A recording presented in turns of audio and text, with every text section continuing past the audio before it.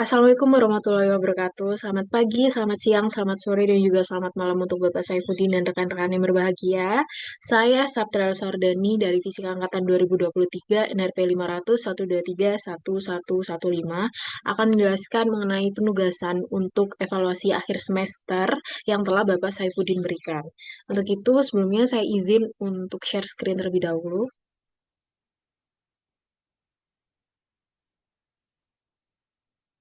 Oke. Nah, di sini saya tuliskan dalam bentuk PDF evaluasi akhir semester untuk mata kuliah metode inversi dari dosen pengampu Saifuddin SSI MSc PhD. Kemudian di sini saya Satrio Sardani NRP 115 dan saya tuliskan bahwa ini merupakan evaluasi parameter model gravity anomali menggunakan metode Monte Carlo, simulated annealing, dan juga genetic algorithm.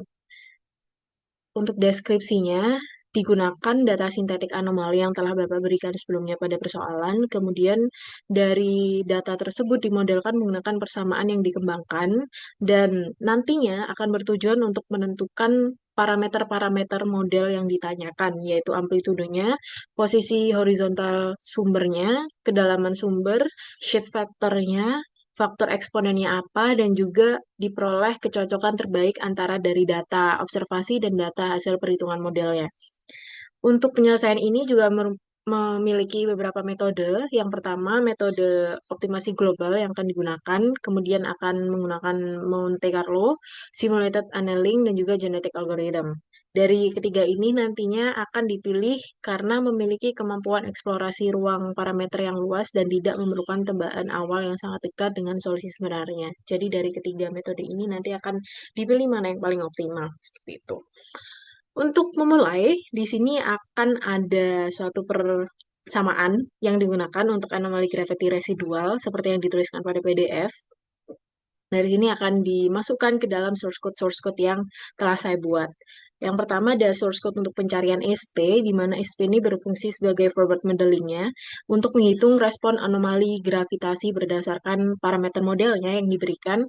Dan dari fungsi ini itu memang merupakan fungsi inti yang akan digunakan dan akan dipanggil dalam beberapa metode selanjutnya. Nah, bagian source code SP ini saya tuliskan bahwa adanya parameter-parameter seperti A, DH, eta, Ki, dan juga Ki itu apa. Kemudian N itu lengthnya. Kemudian untuk persamaannya saya tuliskan dalam SP dalam bentuk persamaan pada MATLAB yang akan nanti dipanggil di tiap-tiap metodenya. Seperti itu. Terus langsung saja ke metode yang pertama, yaitu metode Monte Carlo. Sorry, nah di metode Monte Carlo ini adalah metode pertama yang digunakan setelah SP untuk menghasilkan kombinasi dari parameter secara acak dalam batas pencarian yang telah ditentukan. Nah, untuk setiap iterasi itu dihitung RMSE antara data observasi dan data sintetiknya. Nah, untuk kombinasinya memang ada beberapa kombinasi. Langsung saja kita ke source code-nya. Di source code ini saya tuliskan untuk amin dan juga amaksnya itu 500 sampai 2000. Nah, ini untuk mengetahui dari parameter-parameter apakah fit atau belum. Nah, kemudian saya masukkan dan saya generate lagi dengan fungsi ataupun source code yang telah Bapak berikan, saya masukkan data sintetiknya. Nah, kemudian saya masukkan lagi dalam simulated annealing-nya. Nah, di simulated annealing ini sedikit berbeda dengan metode Monte Carlo. Untuk simulated annealing itu dia mengadopsi konsep dari pendinginan logam. Selain menerima solusi yang lebih baik, metode ini juga memungkinkan penerimaan solusi yang lebih buruk dengan beberapa probabilitas tertentu, sehingga mampu menghindari dari jebakan-jebakan minimum lokal. Nah, ini untuk source code SA Gravity. Sama seperti yang sebelumnya, saya tuliskan untuk M-min-nya dan M-max-nya itu 500 sampai 2000. Kemudian ada juga D-nya itu saya tuliskan seperti pada layar, H, eta, dan juga Q-nya dengan liternya 5000. Saya masukkan, saya generate. Nanti Bapak bisa melihat dari file yang saya kirim di link pengumpulan yang lain. Nah, ini untuk genetic algorithm. Setelah si simulated annealing, nah ini untuk genetic algorithm. Untuk genetic algorithm itu dia meniru mekanisme evolusi biologis berbeda dengan simulated tadi, yang dia melalui proses seleksi, crossover, dan juga dari mutasi. Untuk populasi model terus diperbarui hingga diperoleh solusi dengan error minimum, menjadi dengan batas-batas error minimum yang paling sedikit dari beberapa metode yang telah digunakan. Untuk source code GA Gravity ini juga memiliki penentuan batas pencarian parameternya sama seperti metode sebelumnya. Kemudian saya masukkan dalam GA parameter dan stopping kriterianya.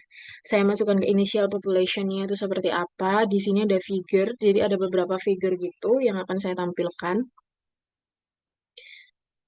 Saya generate seperti ini. Terus ada mutasi population-nya itu saya masukkan, saya hitung di sini. Kemudian next saya panggil, saya tampilkan dalam bentuk grafik. Di sini ada figure satu, figure 2. Untuk grafik satunya ada iterasinya itu seperti apa, parameternya apa, kemudian grafik 3 itu ada final fittingnya itu apa. Nah, kemudian langsung masuk aja ke hasil inversinya. Hasil inversi seperti yang saya sebutkan sebelumnya, untuk parameternya tetap sama di tiap metodenya, yaitu untuk amplitudenya batas bawahnya 500, batas atasnya 2000, D-nya 25 untuk batas bawah, dan batas atasnya 45, untuk kedalamannya itu 2, dan batas atasnya 12, untuk eta itu dari shape factornya itu 0, dan batas atasnya 1, kemudian Q-nya itu saya pakai 0,5 dan batas atasnya 1,5. Nah, untuk yang pertama hasil Monte Carlo. Nah, untuk hasil Monte Carlo memang cukup menjadi awalan yang baik. Di sini saya dapatkan untuk nilai A, DH, eta, Q, dan RMSE, dan R kuadratnya itu seperti pada layar. Nah, untuk figurnya ini juga ada 3. Nah, di sini juga ada random initial sebenarnya.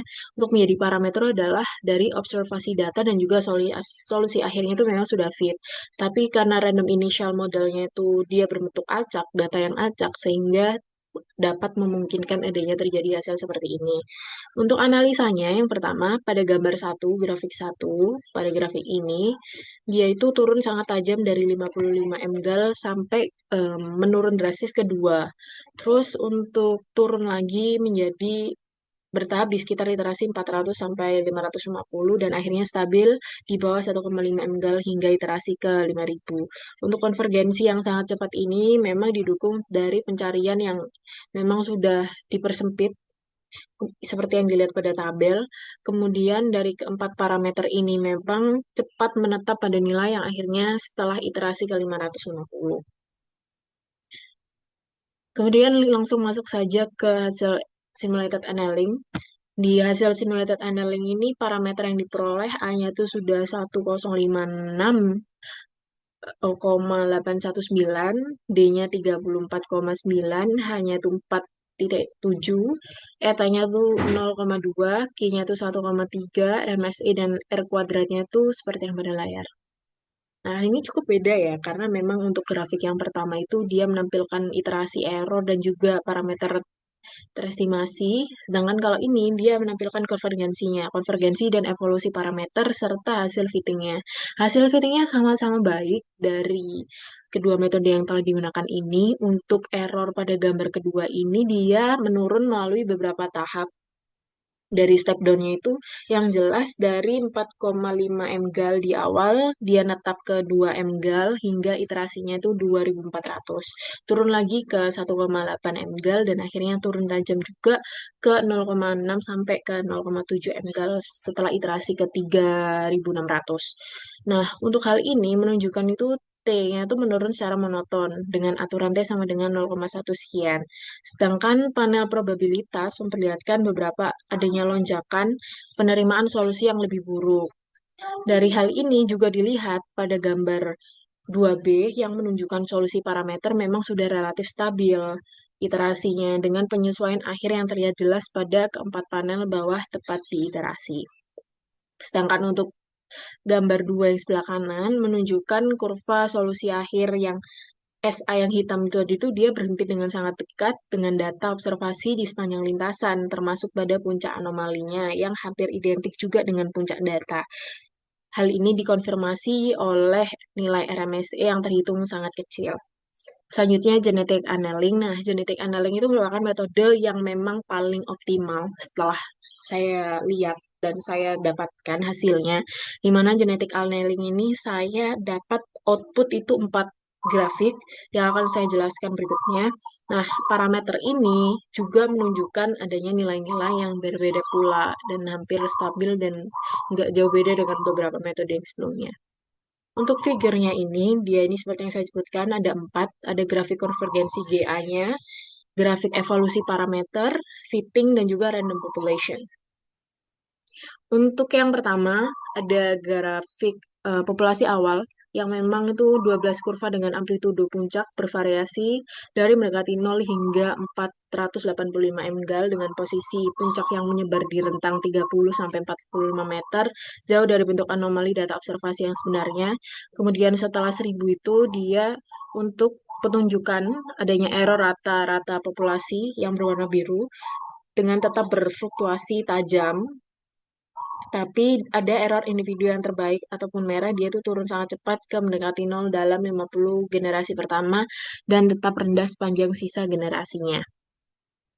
Selanjutnya pada grafik kedua atau 3B itu, dia tuh melihatkan atau memperjelas adanya parameter individu terbaik, ADH, theta dan juga eta dan juga Q-nya itu memang sudah relatif stabil setelah ke generasi ke 100 dengan penyesuaian halus tambahan di sekitar generasi 240 sampai ke 400 belum menetap pada nilai akhir.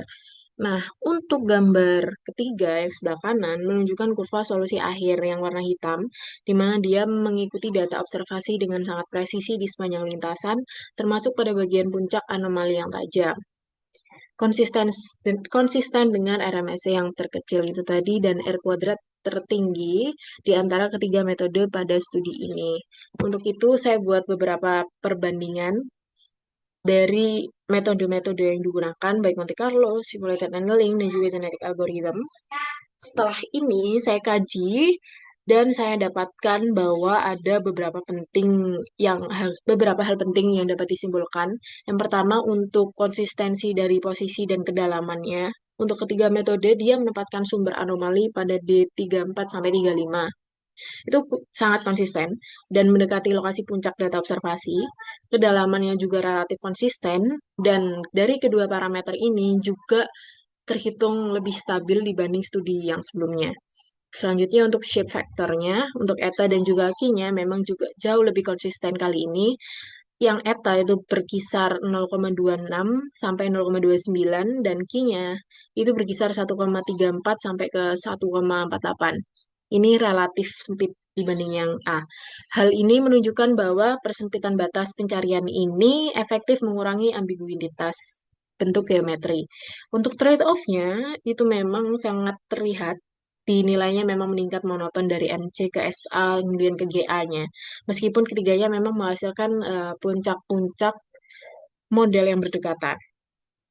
Kemudian dari RMSE dan juga R kuadrat memang performa terbaik itu untuk genetic algorithm di mana RMSE-nya itu mendapatkan nilai 0,5270 dan R kuadratnya 0,99, diikuti simulated annealing, kemudian Monte Carlo yang mendapatkan nilai 1,0 sekian dan R kuadratnya 0,9. Dari ketiga ini menghasilkan kualitas fitting yang sama-sama sangat baik dan jauh lebih merata dibandingkan studi sebelumnya. Dan dari genetic algorithm memang tetap memberikan hasil terbaik meskipun anggaran evaluasinya ya sekitar pada layar yang lebih kecil dibandingkan versi yang sebelumnya. Juga di sini sebenarnya seperti yang saya jelaskan adanya anomali data. Bukan anomali data ya, dia lebih ke initial model. Nah, dari inisial model ini juga adanya ketidaksesuaian kan, seperti yang saya sebutkan, dengan data observasi real pada iterasi 0, dan ini itu tentunya hal yang umum. Berasal dari algoritma optimasi global yang memang dia stokastik, di mana model awal itu tidak memerlukan prior information. Kemudian di metode Monte Carlo, simulated annealing, dan genetic algorithm itu memang merupakan suatu pencarian terbalik yang tidak memerlukan turunan fungsi, beda dengan metode deterministik. Sedangkan untuk proses optimasi ini, seiring bertambahnya iterasi, algoritma secara bertahap mengevaluasi dari fungsi objektifnya, si error functionnya. Kemudian indikator konvergensi juga dari grafik error yang didapatkan menunjukkan penurunan yang drastis, yang kebetulan pada akhirnya itu mencapai titik konvergensi yang stabil secara statistik. Ini sesuai ya dengan perkembangan dan pendekatan yang dilakukan oleh Ekichi et al. 2016 pada bukunya, yang penggunaan ruang pencarian dia terdefinisi dengan baik mampu menghasilkan konsistensi parameter model meskipun model awalnya tidak akurat.